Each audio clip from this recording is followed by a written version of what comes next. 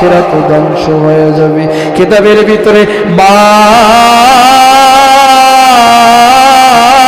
সম্মান কেমন, আল্লাহর নবীর একজন সাহাবী আল্লাহর নবীকে ডাক দিয়ে বলতেছে, গো আল্লাহর রাসূল, আমি আল্লাহ ও আল্লাহর রাসূলের পরে কাকে বেশি ভালোবাসবো? আল্লাহর রাসূল ডাক দিয়ে বললেন, তোমার মাকে। সাহাবী আবার ডাক দিলেন, আল্লাহর রাসূল গো, আমি কাকে ভালোবাসবো আল্লাহ ও আল্লাহর রাসূলের পরে? বলে, তোমার মাকে। আল্লাহর রাসূল, আমি কাকে ভালোবাসবো? বলে, তোমার মাকে।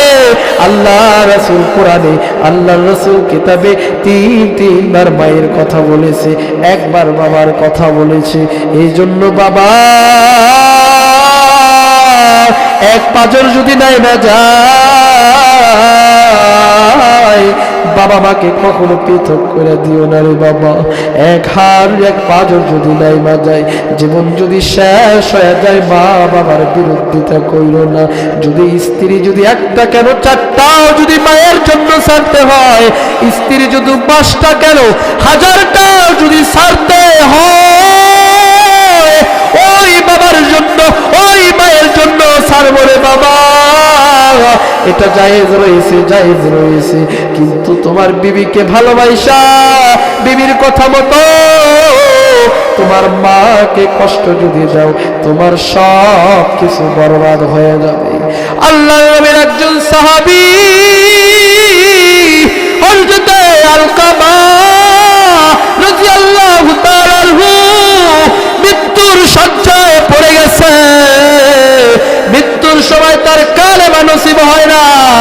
আল্লাহর নবীর কাছে দৌড়ে যায় সাহাবী কেরাম, বলে, আল্লাহর রাসূল গো, আপনার পেয়ারা সাহাবী আলকামার জবান থেকে কালেমা বের হয় না, কালেমা বের হয় না। কেন বের হয় না কই জানি না। আল্লাহর নবী বিশ্বনবী একটা দৌড় দিয়ে আলকামার কাছে আসে, দেখে আলকামার জবান থেকে কালেমা নসিব হয় না। আল্লাহ নবী একজন সাহাবীকে ডাক দিয়ে বলি, ও সাহাবী, আমার আলকামার মাকে ডেকে নিয়ে আসো আমার কাছে। আল্লাহর নবীর একজন সাহাবী একটা দৌড় দিয়ে আলকামার মাকে ডাক দেয়, ও আলকামার মা, আসো আসো আসো, আল্লাহর নবী দিনের নবী তোমারে ডাকছে। আলকামার মা দৌড়াইয়া দৌড়াইয়া রাসূলের নিকটে এসে বলে, ইয়া নবী আল্লাহ, আপনি কি আমারে ডাকছেন? কয়, হ্যাঁ, আমি তোমারে ডাকছি। তোমার সন্তান আলকামা মৃত্যুর শয্যায় শায়িত রয়েছে। তোমার সন্তান আলকামা কি তোমার সাথে খারাপ আচরণ করছে? ও আলকামার মা, তোমার সন্তানের জবান থেকে কালেমা বের হয় না। আলকামার মারে, তোমার সন্তানকে কি তুমি মাফ করে দিবা না? আল্লাহর রাসূলের সাহাবী আলকামার মা মুখটা ঘুরাইয়া নিলেন, ডাক দিয়ে বলতেছেন, আল্লাহর রাসূল, আমার আলকামাকে আমি মাফ করতে পারবো না। কেন কেন মাফ করতে পারবা না? কয়, না না, আলকামা আমার সাথে খারাপ আচরণ করেছে, আমি আলকামার উপরে অসন্তুষ্ট, আমি আমার আলকামার উপরে সন্তুষ্ট না। আল্লাহ বিশ্বনবী ডাক দিয়ে বলতেছে, ও আলকামার মা, তুমি যদি তোমার সন্তানকে মাফ না করো, তোমার সন্তান কালেমা পড়তে পারবে না, তোমার সন্তান জাহান্নামে জ্বলবে। আলকামার মা ডাক দিয়ে বলে, নবী গো, আমার সন্তানকে আমি মাফ করবো না। আমার সন্তান যদি জাহান্নামে যায়, আমার কোনো যায় আসে না।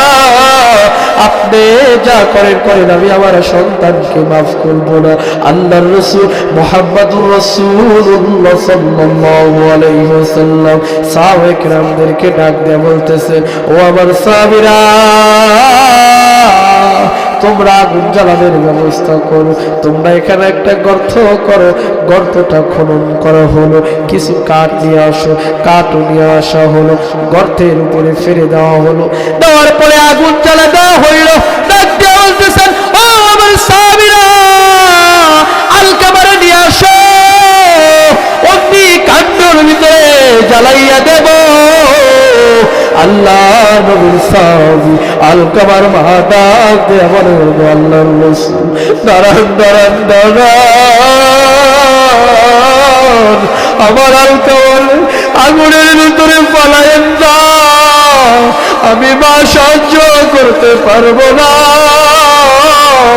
আমি মা বরদাস্ত করতে পারবো না। ওগো আল্লাহর রাসূল, আপনি আমার সামনে আমার সন্তানটারে আপনি কেমনে আগুনে ফালাইবেন?